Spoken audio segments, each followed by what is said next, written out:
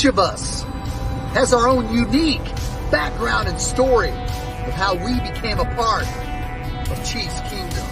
Our reach is far and wide, with fans all over the world cheering on our Kansas City Chiefs. Everyone donning the red and gold has figuratively signed that mutual agreement and come together for one common purpose. For 76,000 of us at a time, to descend upon Arrowhead, man our stations, let out our loudest battle cry to the tune of 142.2 decibels, and make that stadium rock until our opponents beg for mercy. We are unrelenting in our pride for this city, these players, and this team. This is the show for the Allies, Arrowhead Allies.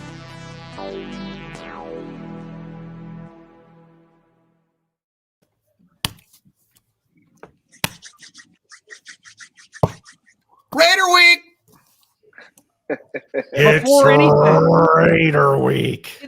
we're coming off the heels of Noah's birthday. He's got 1 year left in his 30s. He's going to catch me one of these days. I swear to you. He's under the weather. He's sick. He's not only sick of Chiefs receivers committing turnovers, he's literally sick, but he's here. He's joining us. Noah, I just shout out to you. Happy late birthday. It was yesterday. And thanks for, manning up and making it happen today, man. And I know the Chiefs got that win just for you over the mighty New England Patriots, baby. Yeah, I was going to be touch and go there for a second, but because it was my birthday and because I'm under the weather, is it COVID? Is it cold? Nobody knows. There's no test to be found. But I am here. We're hanging in there. We're hanging strong, just like the Chiefs are hanging in there for the 1 seed. The Ravens and the Jags. Jags couldn't get it done for us, but the Ravens travel to San Francisco to take on the 49ers. Maybe the Chiefs' 1 seed hopes are still alive. Brian, what do you say? Oh, man, happy birthday, Noah. Sagittarius. Let's see. That means you are determined. That means you are, excitable. A fire sign like myself. You know what I'm saying? I come from the Leo fire. You come from the Sag fire. But nonetheless, happy birthday, dog. Wish you many, many more. But in my opinion, the 1 seed is alive and well. You got Baltimore. If they just lose 2 of their next 3, they got to see Miami. They got to see Pittsburgh, and as you said, they have to see the 49ers. Let's see the Dolphins. I certainly see another L in their future with the. So man, it's still alive and well. But ultimately, fellas, I'm not really worried about the 1 seed. As I've stated, I would like to see petty Patrick Mahomes on the road for a playoff game, breaking thousands of hearts at the same time in the playoffs. I would love to see that, but I realize and I do accept that the 1 seed is important, and this team getting the rest. In particular, Travis Kelce needs the rest for that extra bye week. And that's just, that's a whole extra week of preparing you don't have to do, extra week wear and tear you won't have to have on the bodies, just an extra week of just nothing but rest in this important season of trying to stay healthy in tune for another Super Bowl run. I think the 1 seed is out the window, guys. I think that flew the coop with the Jaguars shooting themselves in the foot repeatedly, much like a team close to our hearts here in Kansas City. We can relate, Jacksonville. We saw the Jaguars march up and down the field, pretty much dominate the Sunday night football game at home against the Baltimore Ravens. But Lamar Jackson starting to really, he has this whole year playing at an MVP clip. He's really helping them, and especially with a diminished offense as they keep losing people. Running back Mitchell, we know they've lost their tight end for the year. So, but I think Baltimore, man, they've got it. All they have to do is win 2 out of 3 here. And I think that's out the window. What you got to start targeting is the 2 seed and then finding a way to keep the Buffalo Bills from being the 7 seed in your first round wild card matchup at Arrowhead Stadium. I don't like it. I don't like where this team's heading. I'm ready to just start going to Bora Bora maybe for the Christmas season. No, Shane? Bora Bora. Wow. Oh. Well, I can understand that because I did have the Chiefs 2 weeks ago. I did have the Chiefs finishing 10-7. So I can understand the concern. It was a lackluster win. First, I want to say happy birthday, Noah. I didn't know it was your birthday yesterday. I would have freaking said happy birthday on Facebook or Twitter or something. I was get dead. Late. I wasn't online at all. Hey, Shaggy, isn't your birthday November 18th? Yes, sir.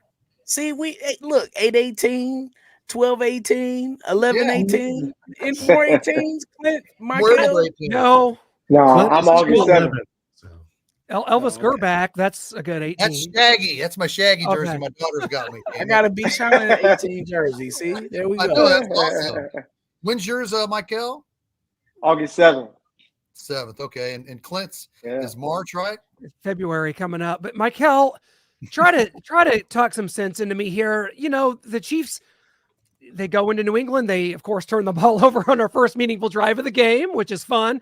You can just put this team down. You can, Michael, you can write it down with a permanent marker, a Sharpie, 2 turnovers a game. That's what this offense is good for. And that's, of course, not going to win in the playoffs. But we already know that. But you can write it down. It's 2 turnovers a game. And despite that, the Chiefs come out, have a 27-10 lead. They wind up holding on 27-17. I'm not taking anything away from this win. It wasn't pathetic. Yeah. It wasn't a joke. The Chiefs did what they had to do. So why do I feel worse about this team this week than I did after losing to Buffalo? That's all you have to do. Is the name of the game is win and get out of there. You know, we're on to Cincinnati. That's the famous Bill Belichick quote. That's all that matters. We just want the Chiefs to get this win so that they can secure hopefully a top 2 spot by the end of the season. I remember many moons ago where quarterback Eli Manning led Giants team to Super Bowls. All throughout the season, those teams weren't lighting teams on fire. You know, they were playing some solid football, but they just were able to, you know, get that spark and go on a Super Bowl run. And that's all the Chiefs have to do. You want them to get into the playoffs. That first job may be done by winning Monday night. And then from there, you let things just fall into place. And, you know, you have to turn it on when the lights are the brightest. Last week, all you were hearing on ESPN and all these major networks was how great the Cowboys look. The Cowboys look like they're going to make a run, and then they get smacked by the Buffalo Bills. So it's truly a week-by-week process. And the Chiefs went in there. They should have blew them out, but they had their mistakes. Mahomes with the interception and Toney dropping the ball to an interception. The penalties, we're just hoping that we could see some tweaks here and there. I like what we saw from Rice. You know, it's so crazy because the offense drives down the field at will, but they find ways to turn it over or get penalties. So you're like, hey, we know we can get it down there. Now let's work on finishing these drives. So I didn't walk away with my head down. I walked away saying, hey, the Chiefs got a victory. Let's move on to Monday night against the Raiders. That's all you can do. Well said. Oh, man, Kevin Caples, Noah, sending you a Crazy Ralph hat for your birthday because you said it. You're doomed. You're all doomed. And obviously, we don't listen to Crazy Ralph on the Friday the 13th franchise.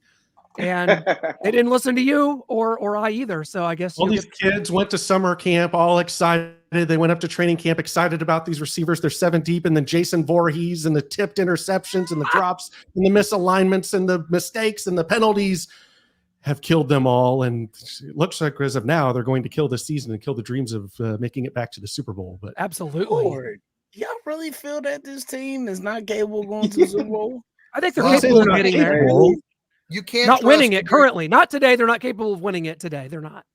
Hey, Brian, yes, I understand your question, and it is odd to say it, but you can't trust Kadarius Toney to catch the ball. If Kadarius Toney tips the ball like that in a playoff game, what's the margin for error do we have? You know, I mean what's it going to count? So I think Kadarius Toney's going to be doing punts or I'm not going to say inactive. We can't fire any more people, Shane. We've already fired Sky Moore. I mean, you've got MVS is going. He's hurt. There's no one else. He's hurt. Yes, he is. AKA Vince McMahon. Where's the GIF? You're fired. That's what's happened here. Goodbye, Sky. Hey, so sad to see you go, but there's no more bodies left. Is Clyde Edwards-Helaire? I trust him. Hey, you got to find a way to use all weapons that you have. So if you can find Clyde, we remember last year, like around mid-season, Clyde was catching some touchdowns because a lot of the Chiefs' issues happen in the red zone. So if you can find a guy like Clyde that can do something in the red zone, that works. But I'm hoping that we actually get to see some Justin Ross. Like I didn't come in to the season thinking he was going to light it up, But what do you have to lose? Like, Sure. no, like guys aren't stepping up. He's a big body with a nice catch radius. He's a guy that I think can help with some of the underneath stuff and things like that. But man, we got a star in our hands with Rashee Rice, man. And with a guy like him, and if Travis Kelce can get right, Mahomes passed for 300 yards. Like any other quarterback that has a 300-yard game against anybody, you're walking away like, man, he had a solid game with a big-time performance. But because we are spoiled here in Chiefs Kingdom, we're here at Arrowhead Allies, we're spoiled. We're used to seeing 40 points, 50 points, crazy performances like that. Like I said, it's like being a Laker fan. Like, yeah, I'm happy that you won the Pacific Division, Lakers, but we want to see a championship. We're so spoiled that we expect every game to be the greatest game that we ever seen. Where at the end of the day, it's just about getting W's. And they picked up this W. They want to continue to get better. So when the playoff comes, they can put all of this behind them. So, all right, here's my thing. It was just, go ahead. Oh, we got Mr. Frank Boal coming in into Arrowhead Allies. Yeah, Frank. We were just talking about how this team can't win the Super Bowl this year. Welcome, just in time. It's not true. Perfect, man. It's perfect. That's perfect. I just look. Let me interject. I don't believe that, and here's why: the Chiefs are beating themselves. Like these teams aren't beating the Chiefs. 15 weeks. Like, stop beating themselves though. These teams are not beating the Chiefs, man. And so I know we've been saying, look, if they correct the mistakes, if they do this, if they do that, okay, fine. We might could live with 2 turnovers a game. You saw what happened to Chiefs kept Patriots in the game. They kept them in the game. I just think that this is a Super Bowl roster with Super Bowl winners on it, who've been through this before. And I just think that Patrick will overcome. He did it with no running game on Sunday. He had to do that by himself. Yeah, Frank, Bailey's happy too. That helped out. Frank, what do you think here? What do you got for us? Well, the deal for me, God bless you for loving them, but you keep making these kinds of mistakes, you cannot win the Super Bowl. They've been doing it since the beginning of the season. They did on opening day against Detroit. Now, I know we talked about this earlier this year. You go up against a team, you have a team coming into the Super Bowl champion stadium to play on opening day. Those teams are always distracted. The New England Patriots were distracted when the Chiefs went up there and kicked their butt after they were coming off a Super Bowl win. Detroit came in here and they exercised their will against the Chiefs. Chiefs still could have won the game. They've been dropping passes. They've been committing penalties, and they've been committing turnovers since week 1. And I know they won 6 games in a row right after they lost to the Detroit Lions. But as I told you back then, I said, they just don't look the same. They just don't execute the same. They don't have the chunk plays. They don't seem to be patient enough to go on an 11, 12, 13 play drive down the field, taking what the other team gives them and trying to do something cute, something fancy, something, crazy. Just go play football and eliminate the mistakes, but they haven't been able to do it. And I think, and everybody's been talking about it, and I haven't reiterated with you guys, but they miss Eric Bieniemy. He was the enforcer on this football team. He was the one that made all the receivers dot I's, cross T's, and line up on sides, through the whole season. So to me, they just don't look the same. I think they're still the 3rd betting favorite to win the Super Bowl, so they're still a very viable championship contender. I'm just not sure they can go through, if they don't get the number 1 seed, go through 4 games against quality opponents, 3 in the AFC and then 1 for the Super Bowl, and to win the championship. I just don't think they are that team right now. And I'm not sure we'll know, even when they get done this slate of pretty easy football games, that they look like they're supposed to be easy. They got the Raiders, division team. You never know what's going to happen. Cincinnati's been playing great with Jake Browning playing quarterback. San Diego or Los Angeles Chargers are a mess right now, so I'm not too worried about them. But when they started to embark on this, I said they'd go 3-1 over this stretch, but not clean the slate at 4-0. Yeah, Frank, I wanted to ask you about what part of this is on Brett Veach. You talked about the 12, 13 play drives, and they're not willing to take that and dink and dunk. And is that partly on Brett Veach for not surrounding him with enough weapons? Because this is a gunslinger in Patrick Mahomes, and now you're asking him to play like a Steve Bono or an Alex Smith or a Matt Castle. Take what the defense gives you down the field. Don't go out there and try to force these balls or make big plays downfield. What part of this is on Brett Veach not surrounding him with the weapons? If you've never mentioned Matt Castle again, I'll just be fine. Okay. All right. I had to cover this team through all that crap. Now, no, as far as Brett Veach is concerned, I think he has hands tied. They weren't sure what Chris Jones was going to do, and then what he eventually settled for. You have a quarterback who's making a lot of money. You have a tight end who's making a lot of money. They brought in some offensive tackles to help. So there has been money expended. They didn't have much money as far as the salary cap was concerned. And I think they thought, like you think, Patrick Mahomes is Tom Brady. Okay, now Brady did a little bit differently, but Patrick Mahomes is Tom Brady. Patrick Mahomes will be able to make anyone around him better just because he is Patrick Mahomes. But that hasn't proven to be the situation with the Chiefs. Sky Moore, he's done for the season right now. MVS, no. Kadarius Toney, total disaster. Okay, now you're running some heavy offenses. You're running with a couple tight ends and Jalen Watson out there playing wide receiver right now. You don't have anybody who can stretch the field. Safeties move down. Now here's Pacheco. Why, they got a good running game going. Let's move safeties down and we'll take care of. We'll try to take Travis Kelce out of this. We won't let him beat us, and we'll try to stop Pacheco from tearing us up at the line of scrimmage because they don't have anybody. This is defense coordinators saying who can beat us deep and who can stretch our defense. Frank, you brought up Eric Bieniemy, and he is obviously missed. But what's odd to me is Matt Nagy was the Chiefs offensive coordinator for 3 years in 15, 16, and 17. He's been a part of this franchise. He's been a part of this culture. Why do you feel he's struggling now since he's back as an offensive coordinator? Like I said, he was here before. What do you think his problem is with now? You know what? I just don't think Eric Bieniemy's here. Nagy was here. He went to Chicago, obviously. But I just think, Andy is the offense coordinator. You can tell when they go to the sideline and if you watch the game, you watch after they get done with an offensive series, no matter how it ends, and Patrick Mahomes comes off to the sidelines, you rarely see him interact with Matt Nagy right now, do you? I mean, I just don't see it on the sidelines. I don't see him engaging a whole lot like he used to do with Bieniemy. Bieniemy would grab him, sit him down, say, shut up and listen to me for a minute.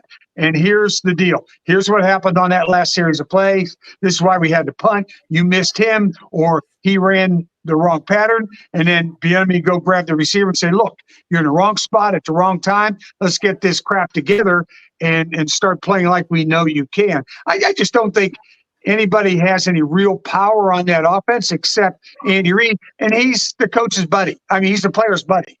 He is the good cop. Whereas Eric Bieniemy was a bad cop. They just don't have a bad cop right now. Facts. Hey, Frank. So just looking at the Chiefs, going back to last year, right? They won the Super Bowl with a lot of the same weapons. Like, that's what's crazy to me for everybody that's in this panic mode. Is like they have a lot of the same guys. The only difference it was Juju was there, and it looks like Rashee Rice is a little bit more explosive Juju when he catches the ball. It just comes down to, I think that because the Chiefs are the Super Bowl champions, they're going to get teams' best game. Everybody knows we want to keep everything in front of us. So that's why you see the safeties drop back. So it just comes down to just guys making plays underneath.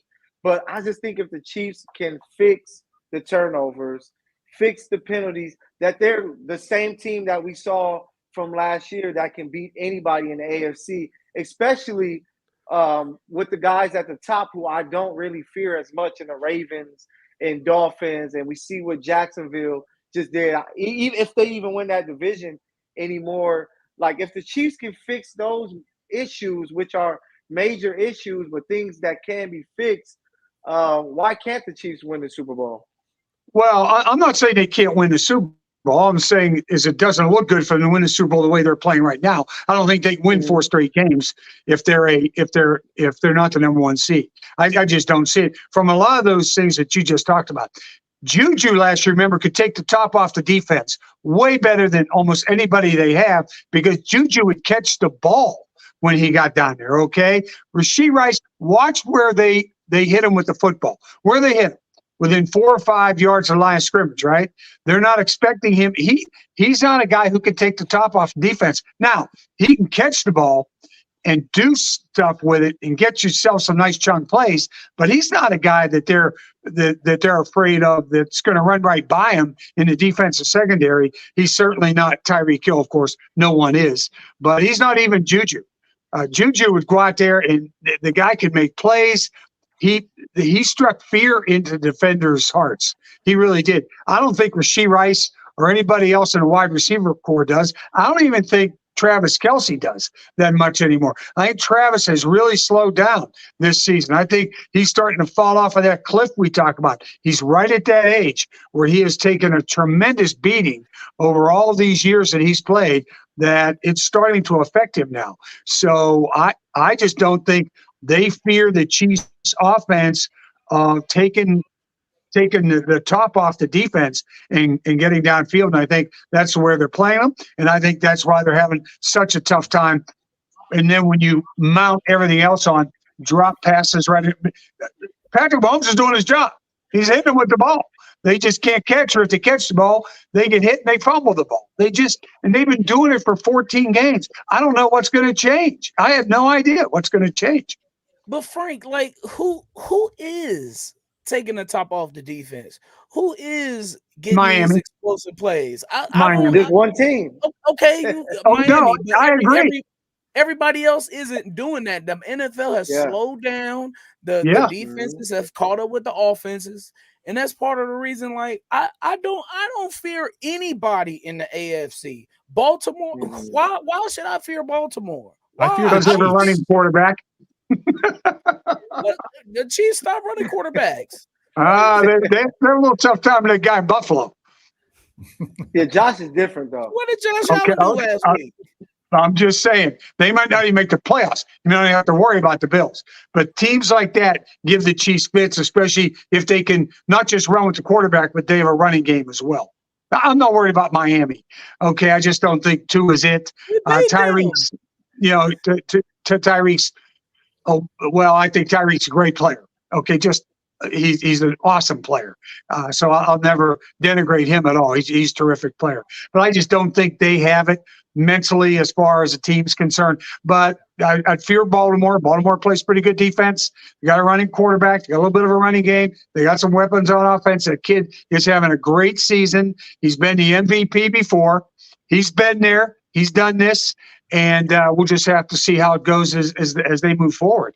But if they got to go on a road and play the AFC Championship game, that's going to be really a tough situation if you keep making the mistakes you're making. I'm not saying the Chiefs cannot win the Super Bowl. I'm not saying that. I'm just saying if they continue to do the things they're doing now, they won't win the Super Bowl. You're just not putting your money on it. No, I'm not putting my money on it.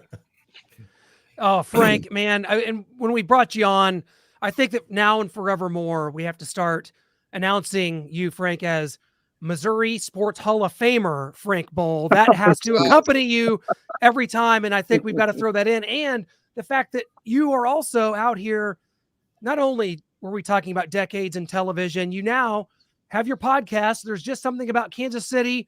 Talk about what it's been like doing this podcast, kind of entering this new age and getting all into the weeds on it, and some of the guests that you've had on so far. You've had some really good guests. Carl Peterson, who's been on this show as well, and what you have coming up. Yeah, we have a lot. I think we have so many podcasts in the can right now, which is what we wanted to do. We wanted to get ahead. We drop one every Tuesday, and you don't want to just be week to week trying to grab somebody and then throw them on. So we've been way out ahead of it. I just talked to George Brett yesterday. George and I sat down for an hour and went over just some other things that everybody knows about George's career as a baseball player and how great he was, et cetera. We talked about stuff in his family, about the problems with his father that and he and his 3 brothers all had with his dad, who wasn't a very nice guy. And so some of that stuff in his career. We talked about Rush Limbaugh, and we talked about just all kinds of stuff with George Brett. But we've had on Carl, we've had on Dayton Moore, we've had on Bobby Bell. I'm just going over the sports guys, and then I'll go over the other people in a minute. But Kathy Nelson, Kevin Harlan, we've done Bill Moss and Tim Grunhard as well. Like I said, we just did George. And then today I did Kyle Talbot. He's an influencer who sells real estate. He's going to get Katie McCliney coming on. She's an influencer. I don't even know what an influencer is. When I was a kid, my parents used to tell me, Frank, you're an influence as well. You're a bad influence on people. Okay, so I was an influencer before influencers were influencers. Okay, but we've had on Big Sonia, who's a Holocaust survivor. We've interviewed Sly James and Kay Barnes. We've interviewed also. Oh, doggone it. My brain's probably Ann Peterson, who was just inducted into the Missouri Broadcasters Hall of Fame, and just people like that around Kansas City is sort of an evergreen thing. And the bottom line is, we're asking all of them, there's just something about Kansas City. What is it about to you that makes this such a great place to live, work, raise your kids, and all the great things that are happening in Kansas City? So we've interviewed Cliff Ellig. We've got the Chris and Angie Long coming on. They are the owners of the KC Current, built that incredible stadium over there. So we just have, there's all kind Crosby Kemper III is on our list. He's going to join us via Zoom from Washington, D.C. to talk about Kansas City, which is his hometown. His family, very influential. Oh, and we're going to do the J.E. Dunn family. Mr. Dunn turns 100 years old today, or this year. Okay, so and all his influence in Kansas City. And we're going to do 100 years of Walt Disney as well, which will be celebrated later this next spring here in Kansas City down at Union Station. Oh, and we've interviewed George Bostello from Union Station, and also Matt Naylor, who is the president and CEO of the World War I Museum and Memorial. So we're doing all kinds of different stuff, and it's just not sports, and it's just been terrific. By the way, it's my wife's idea. Her idea was this idea, and I'm going, people are just going to relate me to sports. They're going to think this is all sports, but it has been just, we've had tremendous response from people. We've had no one turn us down. So it's just been terrific. What about Jack Harry? Jack Harry is the one. He's the unicorn here. I am going to have Jack and myself, and we'll slip in one guest. We might try to slip Fortune in there. Don Fortune. Remember Fortune from way back in the day? We might get try to get Fortune there. We might try to get Keatsman in there as well. Yes. As long as he stays away from politics, we'll be just fine. Okay.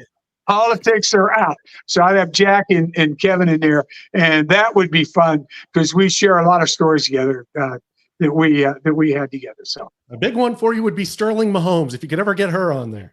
Yeah, well, yeah. Well, you know what? My wife she is the eternal optimist. She's shooting for Andy Reid. She's shooting for Travis Kelce.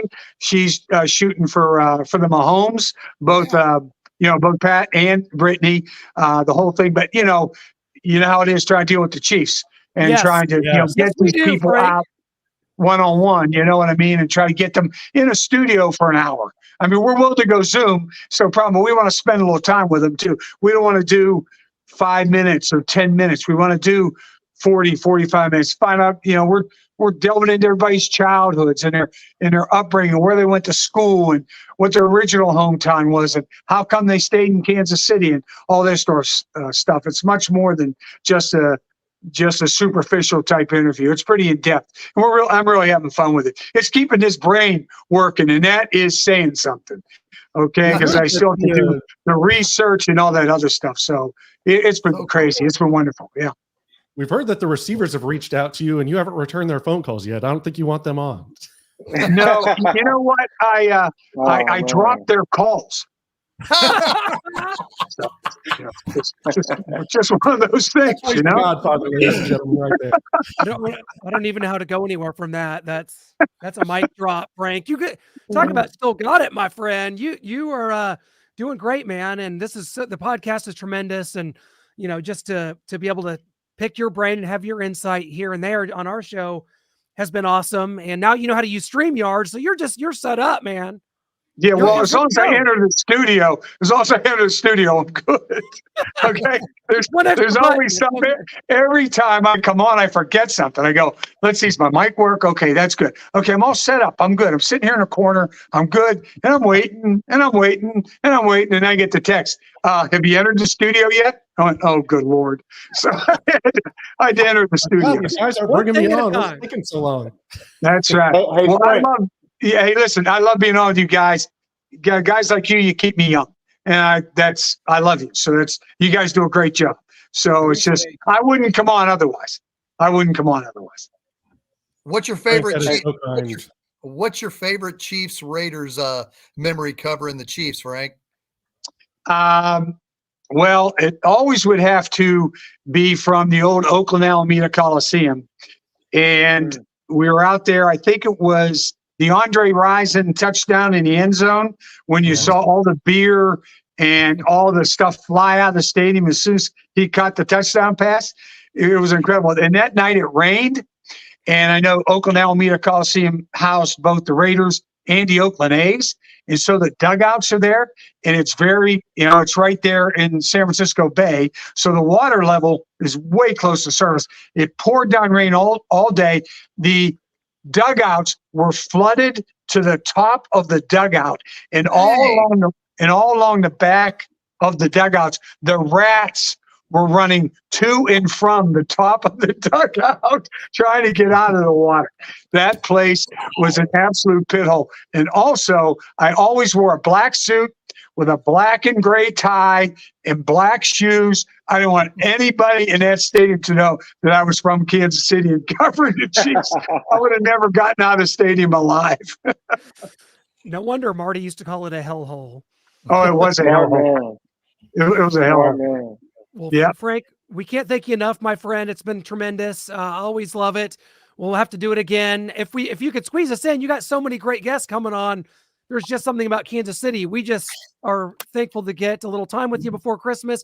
Hopefully it's not a Black Christmas here on Monday at Arrowhead Stadium, my friend. Thank you so much again. Yeah, listen, anytime, guys. Like I said, you guys are great. Love you. It's always a lot of fun. Legend. Absolute honor, my friend. Appreciate you. Check out the All right, podcast.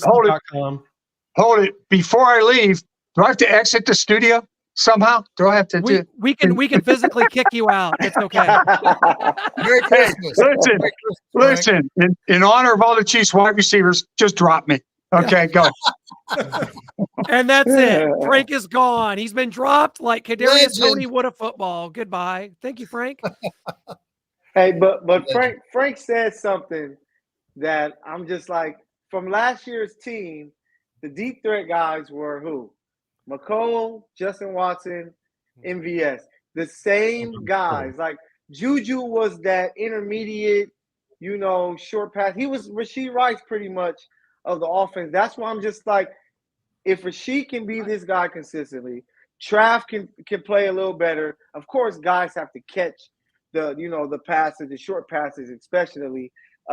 Man, the Chiefs can still win because neither of us or Frank mentioned the defense. And this defense is playing some really good football. They're starting a little slower.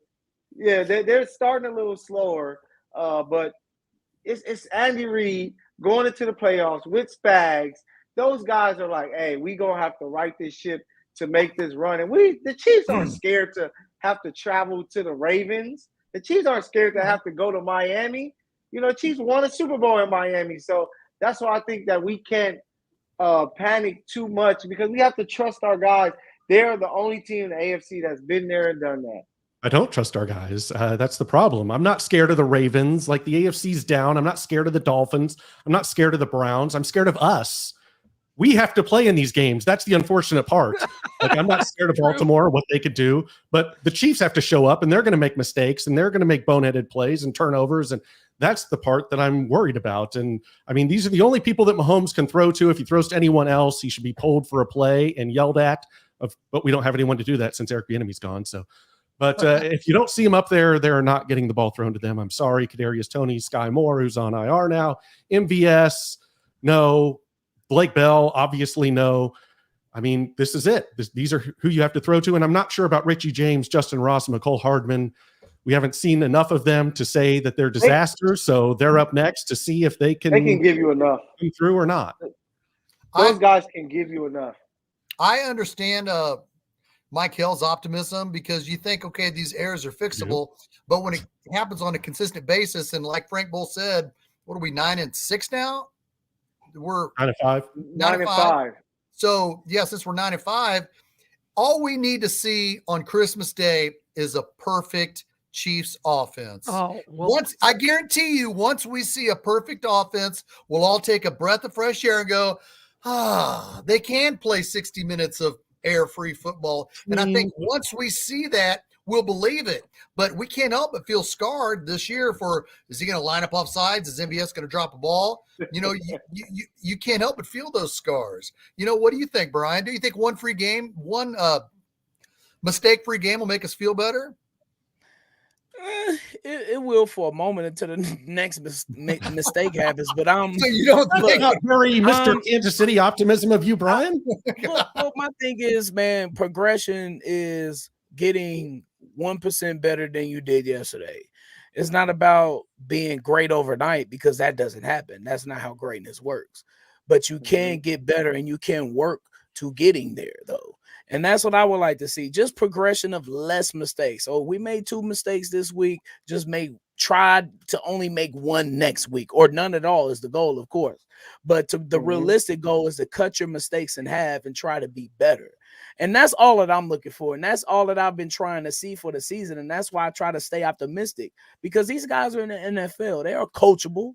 They're not slouches. They're all, cyborg human beings, for the fact that they're in the National Football League. So all these guys are coachable, man. And that's why I have such a positive outlook on it. But I get it, man. You've seen it again and again and again and again. And the definition of insanity is doing the same thing and expecting different results. All right, we all get that. But I still believe that different measures in different times of the season, like now, it's time to go. It's time to limit those errors as much as you can. From Patrick Mahomes on down, everybody. And Patrick Mahomes making a lot of mistakes, but you see he turned it on again in that Patriots game. He was on. All right, that was the Patrick Mahomes that we all love to see, because he had no help in the running game. They were stuffing Clyde. Chiefs only had, I believe, like 53 yards rushing the whole game with no Pacheco. So we saw the best of him. It's just Blake Bell. What are you doing? Come attack and go get the ball. That's the reason for that first interception. On Mahomes. The next Don't throw interception that we football saw to with Blake Bell. Kadarius. So I just think that different circumstances calls for different times, and it's time to put the pedal to the metal right now, though. It's time for no games being played, and that's why I believe that they'll be better in these circumstances. They'll be better in the playoffs, because they've been through this and they've seen the mistakes and they've gone through that phase. But it seems like sometimes Kadarius or whoever it is, they just cannot get out of the funk right now. And it's coming back to hurt the Chiefs. It's not only hurting them, it's hurting the entire team. Because what happened 2 plays later? Patriots go ahead and score a touchdown to make it a 10-point game instead of a comfortable 17-point game. And that's when I get pissed off. That's when I'm like, I am over it. I'm done. When those mistakes start to hurt the entire team. Yeah. Well, isn't Andy Reid giving too much of a leash to these guys? I mean, finally, just recently, we've seen him start sitting MVS. He's getting less snaps. Sky Moore, now he's on IR. And now he says that he's still behind Toney, but I think we need to start seeing less of him and him sitting. I think he needs to take more of a Bill Belichick approach moving forward. You make a mistake, your ass is on the bench. Sit down. I don't want to see you again. We've got 28 receivers, and so the ones that aren't making mistakes or that we haven't seen yet, throw them out there. Justin Ross, I don't know if you can play or not, but I haven't seen you make the mistake, so let's try that. It's not even about that. You're right, but it's like who out here not only is capable of being productive, but isn't actively trying to murder your season. Yeah. That's the bar. And that's where it hasn't been met all year. Like I said, I made the analogy last week that I'm afraid of snakes. The good news for me is snakes aren't slithering into your home trying to bite you in your sleep. Thank God. That's what I was afraid of with this Chiefs receiving core, but I did not foresee in my crystal ball that they were going to be actively trying to ruin my season. And that's what they do every single week. It's almost unconscionable. It's unfathomable. Statistically, drop rate wise, we'll just use drop rate. This is the worst receiving core in 10 years. That's unbelievable. Like Mike Hill said, this is many of the same parts as last year. You trade Juju for Rashee Rice. That's a push at best. I mean, Rashee has 7 touchdowns. Juju only had 3 last year. Both are going to be right around that 1,000-yard mark. The question I have to ask, guys, is one that I haven't been allowed to ask all year. I'm gonna ask it. And anybody just jump in, and whoever's got the most hot take on this, jump in. How much do we put any of this blame at all on Patrick Mahomes? He is having his worst season as a pro. Hell no. Okay. Fair. I'm just asking. Okay. Well, okay. All right. I came out too fast. Some of it is I'm on just him. asking. Some of it's on him. He has not had an A+ season like we normally see him from Patrick. There's been some mistakes on his part, but then again, like when I look at it, like the Eagles game, was he running the right route? Like we don't know we don't know. Like, are they making the correct site adjustments? We don't know if MVS on that play against the Packers, if that's his fault, or maybe Patrick is trying to freestyle a little bit more. Like, but I think if these receivers just make these catches in these crucial times, like we wouldn't even be having this conversation. Yeah. Chiefs would be like runaway favorites in the AFC at least by now. You know what I'm saying? So I don't know if we can put that on Patrick. I think that he's played his best to what he could with these receivers and their errors. Yeah, that's a good point. I agree. Yeah, I'm with you. Original take, Brian, of hell no, it's not on Patrick Mahomes. As Pinman said here, Andy Reid came out and said it himself that Richie James needs more than 2 targets. Does that mean Richie James is going to be featured more this next Monday on Christmas Day, or is that just a smokescreen? Yeah, everything is gamesmanship from here on out. Everything that you say, every play called, it is gamesmanship. So I don't know, Shaggy. Who knows? You know where the issue started when at the beginning of the year when the Chiefs said we're going to go receiver by committee, and they were playing 6 or 7 receivers. Guys couldn't get into a groove, and and Pat couldn't get that, trust knowing where guys is going to be at, because he does one play, he has 3 receivers on the field. The next play, it's a brand new 3 receivers. And I think that kind of hurt them because Pat couldn't get the chemistry with his certain guys. And last year, you knew for the most part, these guys are going to be on the field. If we're going to look for a big shot, it's going to be Justin or MVS. Any of the gadget stuff, it was going to be McCole Hardman. And then Kadarius Toney came. When it came to a lot of intermediate, I'm looking for a Trav. I'm looking for Juju Smith-Schuster. With them trying to play that mix and match, I think that really hurt those guys because they couldn't really get confidence, because we saw it again in the Vikings game. Justin Ross goes up, makes a big-time first down catch. He doesn't play like the rest of the game. So now I'm hoping that Andy is realizing, hey, we got Rashee. We know that Justin is most likely going to be our deep threat. Who is your gadget guy? Who is the next guy that you're going to play? And keep it at those 4 guys. If somebody gets hurt, of course you're going to have to play somebody else. But just keeping a core set of guys allows them to gain confidence with their catching the ball, their route running. It allows Pat to have the confidence that, okay, these are the guys. This is what he likes the ball low. He likes the ball a little more towards right. I think that was hurt by trying to do that receiver by committee. And, I'm kind of it sucks that Sky went out with the injury, but it's dwindling down the numbers to where now hopefully they can pick. These are the 4 guys we trust going into the playoffs. Let's go from here. I don't know if it's necessarily just, okay, he needs the ball here, he likes the ball here. I think it's, and Dan Orlovsky pointed this out before, like and Brian just said, the side adjustments. Justin Rout was given a post against the Eagles, and he said, "Aye, Captain, I'm running a post." The middle safety stayed in the middle of the field, and Mahomes is like, "Okay, you should convert that to a go route." He doesn't. He runs the post because that's what the play calls for. And it looks like Mahomes and him are not on the same page because they're not. And it looks like, oh, Mahomes doesn't know what he's doing. Where's Mahomes throwing the football? Well, it's because Justin Watson is an idiot running right into the safety instead of on a go route where he was wide open, would have been wide open. It would have been a perfect throw and a big, huge chunk play for the Chiefs. So I think it's more side adjustments. And these guys just, I mean, Sky Moore said it in week 1 about, hey, we weren't focused out there. I'm sorry, what? And now we're seeing the same thing all season long, the focus, the attention to detail. That's where Eric Bieniemy comes in. And these guys, they're not children. This isn't Pop Warner. This isn't Pee Wee football. This isn't high school. This isn't even college. You are a professional athlete being paid millions of dollars to get the details down and to be a pro and do what you're expected to do, and they're not doing it. Yeah. And the fumbles mystify me too. Like even Rashee Rice, if great of a season he's having, he's still fumbling the ball way too much. He's lost 2. I think he's gained 2 on his own. Lord knows if he would have lost 4, but regardless, like ball security, sight adjustments, tucking the ball in, running the right route, all that type of stuff are the attention to details that we talking about. Of course, all these guys can run the route tree. They're athletic as hell. When they see the ball, they can catch it. But it's more than that. Like you said, know about being in the National Football League, bro. When you see a team is in the zone, go to where the empty part of the zone is. Don't run your route where you're supposed to run it. Okay. If you're making a catch on the sideline, make sure you got 2 feet in and not 1. It's not college, it's the league, bro. All these guys can do all these athletic things, but it's those little fine details that separates you from the rest. And right now, none of those guys, none of them except Rashee Rice. Well, the fumbles, I just mentioned that. So none of these guys are doing that, including Kelsey too. It looked like Rashee Rice. He short arm a touchdown.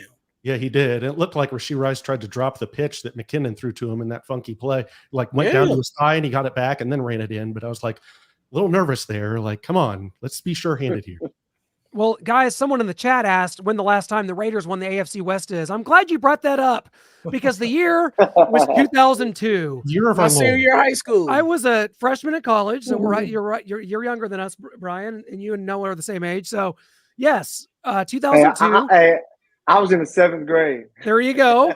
The Raiders have had 2 playoff seasons since that 2002 Super Bowl loss to the Tampa Bay Buccaneers. The Raiders, I'll repeat, have played in 2 playoff games since that took place. Oh, and somebody else made a dumbass comment in the comment section. It was a Raiders fan Probably talking DDT, my band. DDT's gonna love me later.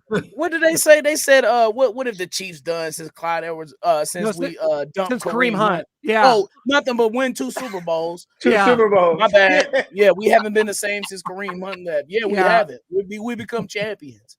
Yeah, that's a little humorous, I think. So yeah, I mean, guys, the Raiders coming in here. Oh, that's true. We got that's cute. Man, yeah. me and my Walmart, my George Walmart shirt. Good lines from maybe Kohl's or JCPenney. The Raiders, guys, do they impart fear into anybody coming off a 63-21 win over the Chargers? No. Now we know, hey, they had kind of gotten it together there. We saw when Antonio Pierce took over, but then the wheels kind of fell off. Starting with the Chiefs game, and it kind of fell off, but now here they are, still technically in the hunt. They're not really, sorry, DDT.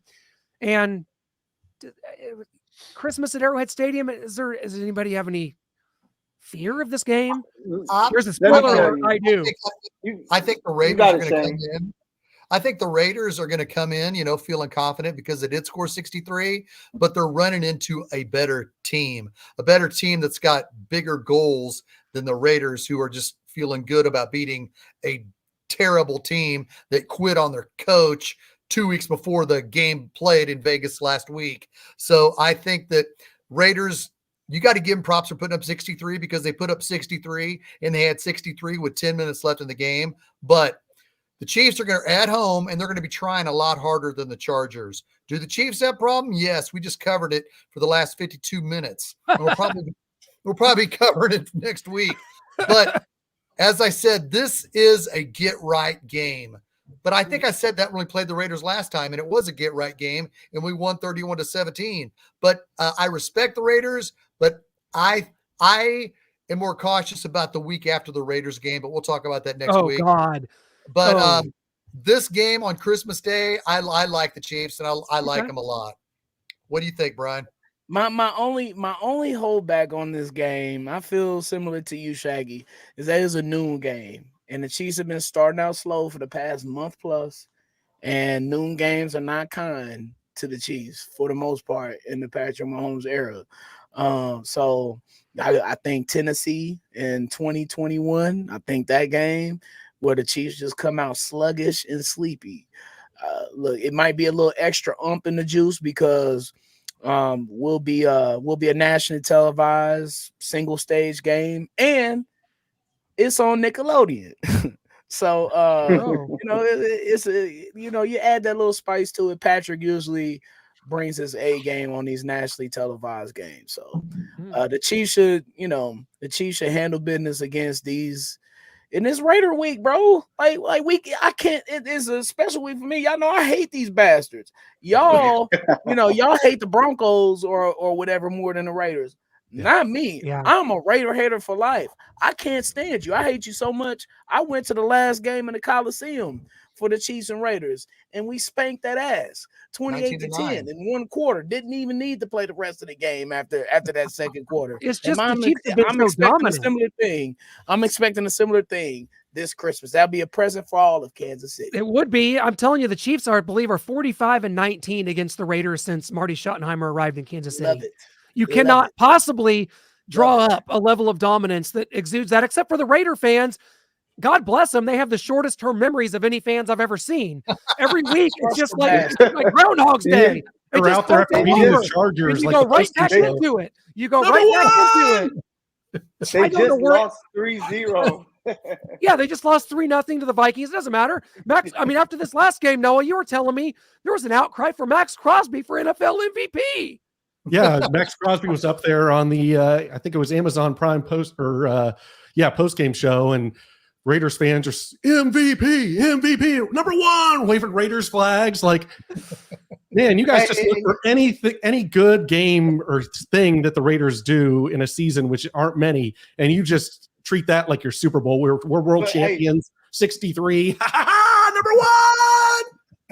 Hey, but you guys see the difference, right, between the two organizations?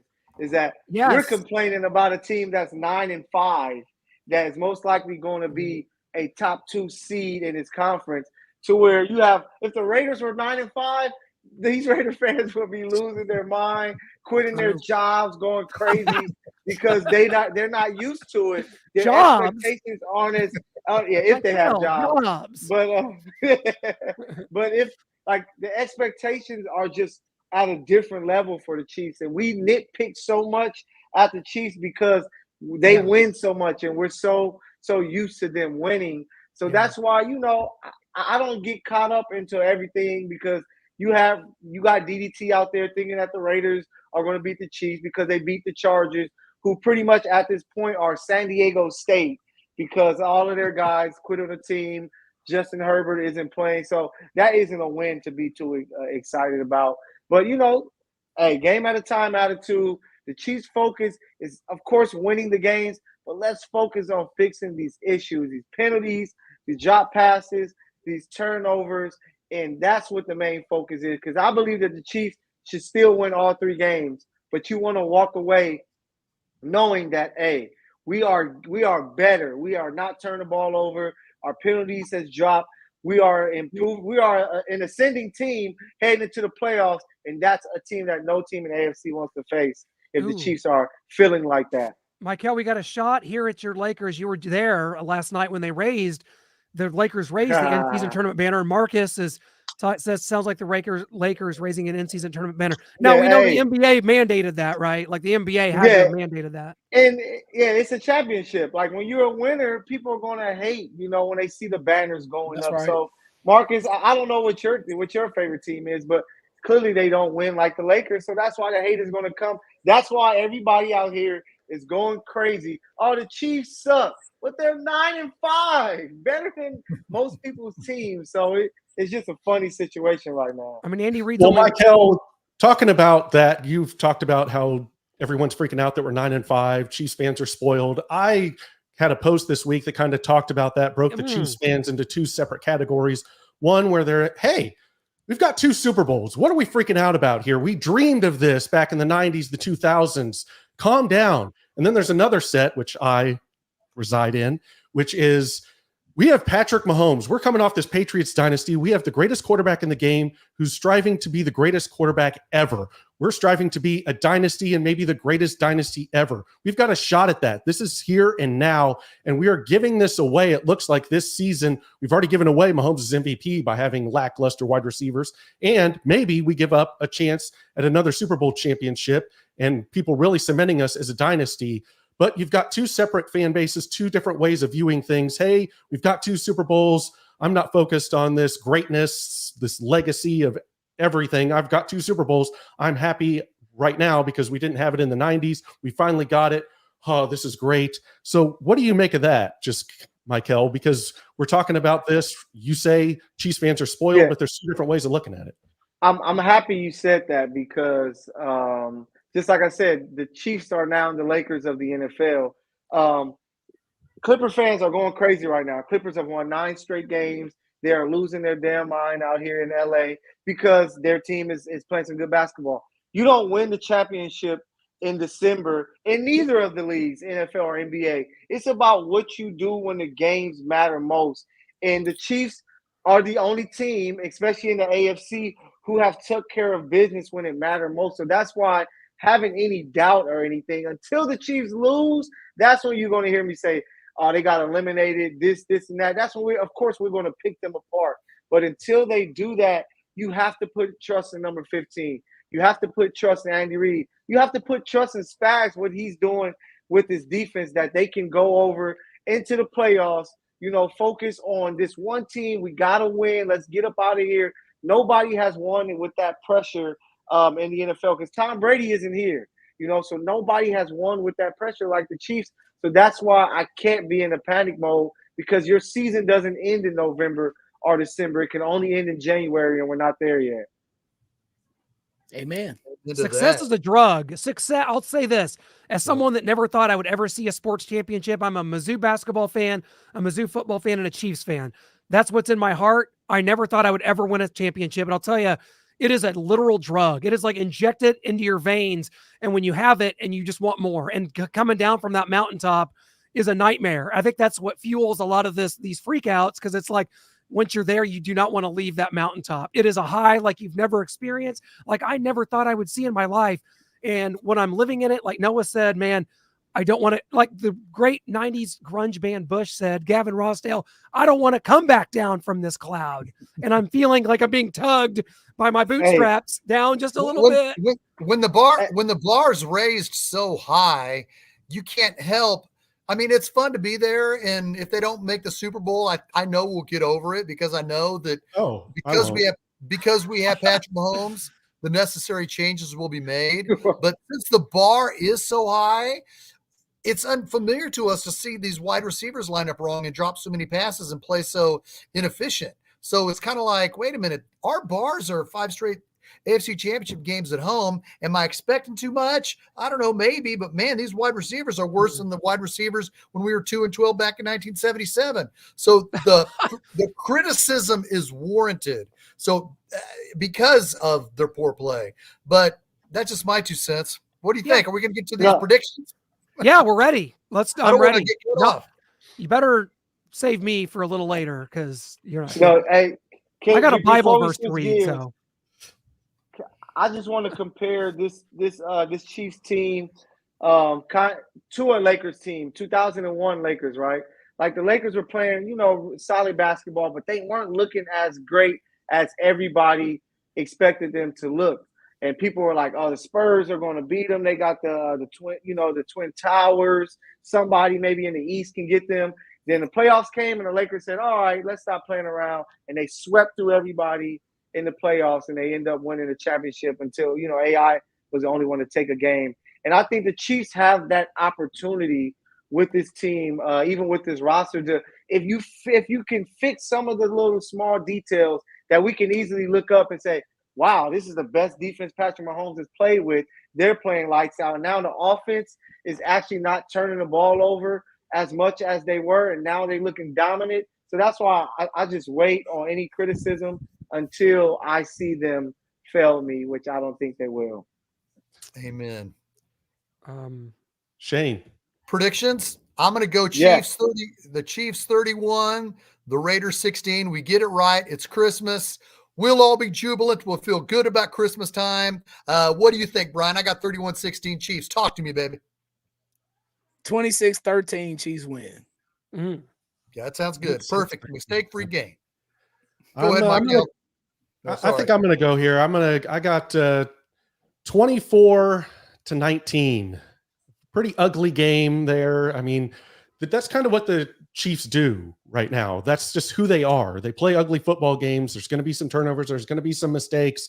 And it's going to be a tight football game on Christmas where we're wondering where the Raiders kind of have the ball at the end. Are they going to drive down and beat us here with Aiden O'Connell and Devontae Adams and Josh Jacobs and Michael Mayer, who I wanted at tight end, but instead we just couldn't do it. We picked Felix, and that kind of was that.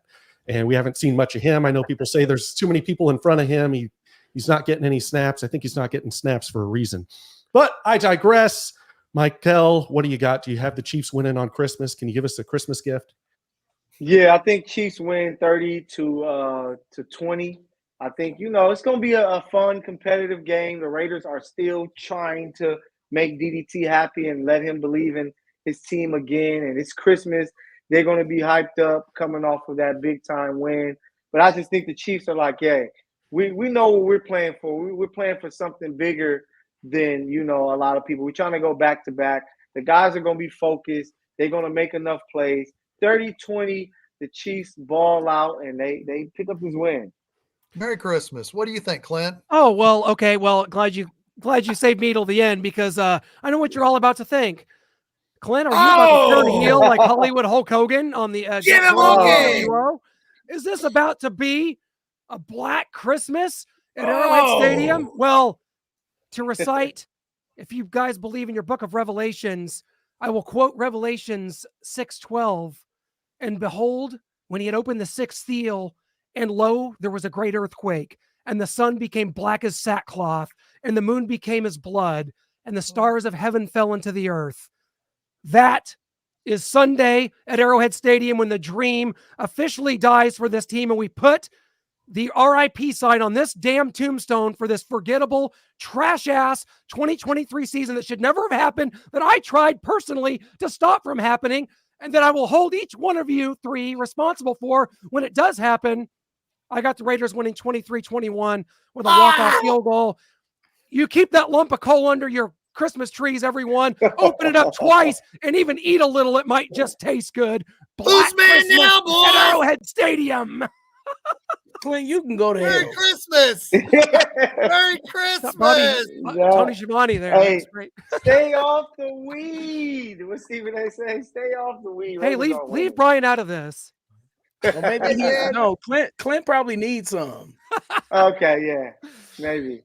I think we're all going to need some here pretty soon come the playoffs. So. Well, Merry Christmas, everyone. Merry Christmas. Let's wrap it up next week. Hopefully we'll get a good guest on here and do it. Absolutely. Go Cincinnati. Go Chiefs.